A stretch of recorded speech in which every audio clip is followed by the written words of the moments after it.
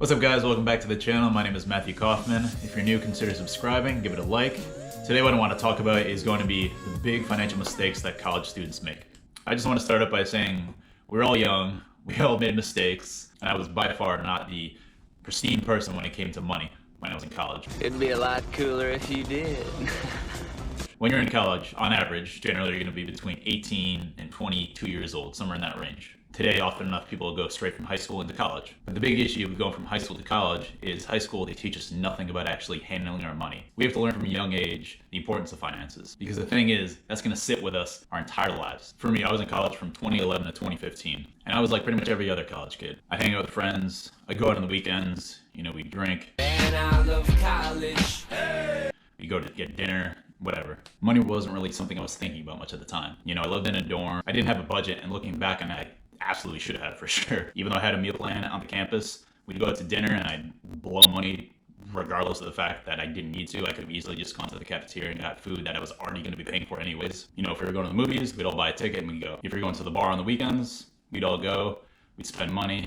We wouldn't really think about it. If you can start making smart financial choices when you're in college or just at that age, 18 to 22, that's going to really set you up down the road. I think one of the big ones to start out with is going to be racking up credit card debt. I personally don't see an issue with having a credit card, but I think most people abuse having a credit card. And when I say abuse, I mean they put money on the card, end up paying off the minimum balance, whether that be, I think it's right around like $30 usually for the most part, at least the card that I have, which is a Fidelity card, Visa. It's $30 a month. That's the minimum payment. You need to pay off the entire card every single month. If you don't, when you get to the end of college, you're likely still going to have debt. And once again, credit cards have very high interest rates.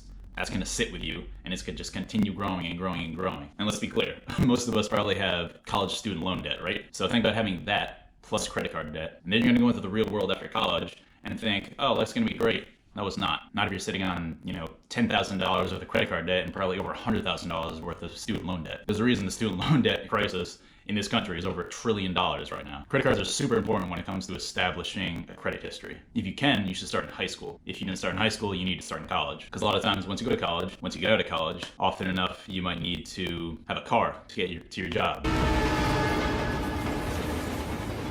You might need to rent an apartment. All these things you need credit. If you're not building your credit properly, you're not going to get any of that. I made a video about building credit and holding, that high credit number back in a previous video. So if you're interested, obviously you can go watch that. But next up, I want to talk about, talking about credit, I want to go from there to ruining your credit score. When we're in college, we're not thinking about, paying off our credit debt or anything like that. We're thinking about, our classes, our job that we might have, what's going to happen this coming weekend. Man, I love college.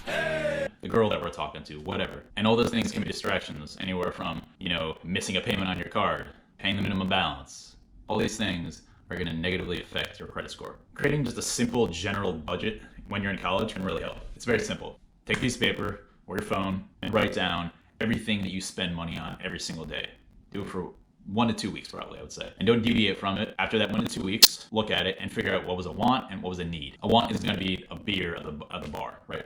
A need is going to be water. And that's what I call high quality H2O. Your rent. And once you kind of split those things up and figure out what you need and what you want, even if you're only saving $5, $10 a week, that's going to slowly build. Because every single week, you're going to toss in 5, 10, maybe 15, maybe 20. And that money's not to just spend on anything. If you're smart, if you know what you should be doing, you should take that and slowly start investing it. You take that money and you invest it.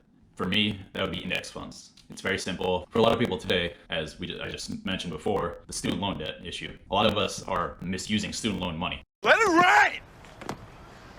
People rely on that money to pay for their degree, but they're spending on other things that really aren't that necessary. We all know college tuition has gone up drastically in the last 10 to 20 years, largely because the cost of school now, parents can't afford it. Whether that be they didn't start saving, from the day you were born till that point you went to college, or they just weren't in a financial situation when you decided to go to college to pay for it. An example of misusing your student loan: you decided to go on spring break to Mexico. Man, I love college. You and I both know you should not be spending money on that trip, on those drinks. Stick to using your student loan money for necessary expenses. Only necessary expenses, please. I think today, going to college has become almost like a status symbol, which obviously for most people it is in the end. That's your goal. Obviously, you want to get a degree and get a specific job because of the college that you went to and the degree that you got. But I think a lot of people are reaching for and going to overpriced colleges. simply just for the name of the college. For me, I live in Connecticut. That would be like me going to, say, the University of Miami because it's in Miami. Not because of their education, not because, you know, they have a certain program or whatever it is that I really think is going to be necessary for when I get out of college, but because it's in Miami. Because there's beaches, because there's girls, because there's parties, all that stuff. While you could go to some big fancy school, you could also go to your local community college. Looking back, I think I should have gone to 2 years at community college, taken those credits, transferred it to, you know, whatever college that I think that I truly want to get my degree from in the end. And then from there, I probably could have saved at least $50,000. And then there's a difference between a private and a public university.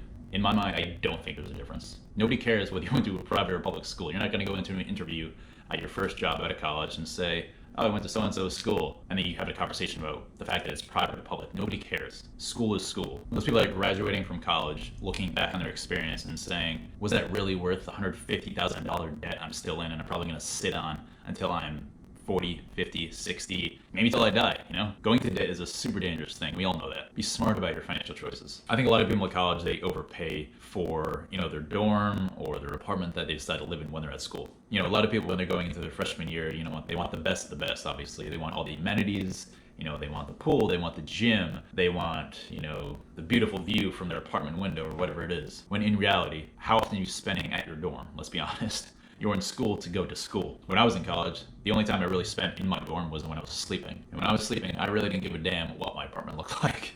When I was in school, I lived in the dorms for 2 years, simply more because it was honestly like just convenient. It was close to my classes. And then my junior and senior year, I lived in an apartment which was slightly off campus, but there was nothing special about it. It was me and my buddy. It was a 2-bedroom apartment.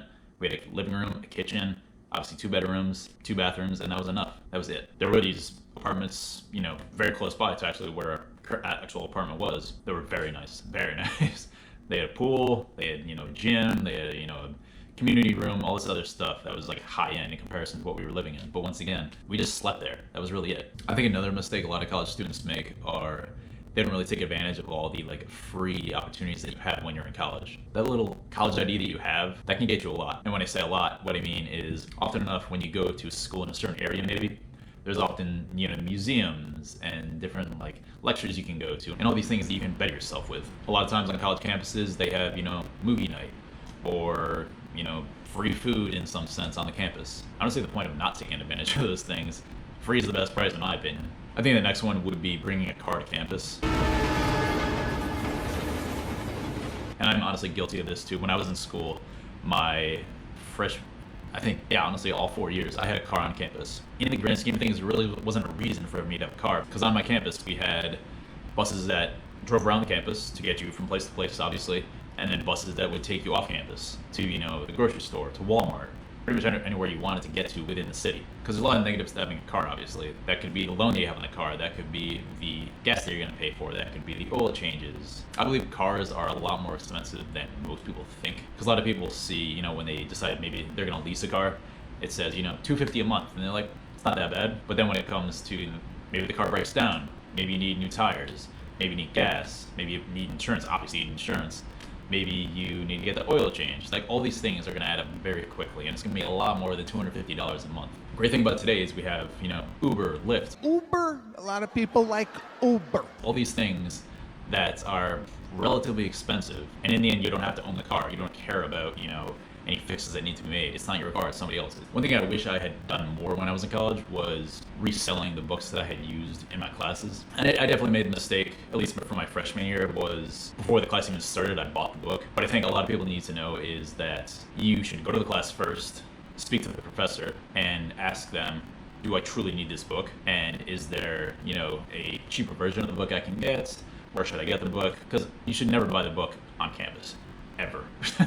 Unless it's a book that's strictly only sold to your school for that specific class, because you can't get it anywhere else, you should always be buying it online. One of the best resources, in my opinion, was either Chegg or probably Slug Books. And all these things, it's either you buy or rent a newer used book. And it's people just like you and me that had a book, they had no use for it anymore, so they sold it. So once you get to the end of the semester, and clearly you're not going to have another use for the book, sell it. That could be selling it to a buddy of yours that's going to be taking the class next semester. That could be selling it back the check, they could be selling it to your college bookstore. And then obviously with online and everything today, you could just get an ebook. You don't even have to get a physical hard copy of the book. Toward the end of my college career, during my senior year for the most part, I would pretty much just had ebooks. And that was honestly so much easier because I could literally have it on my phone, I could have it on my computer.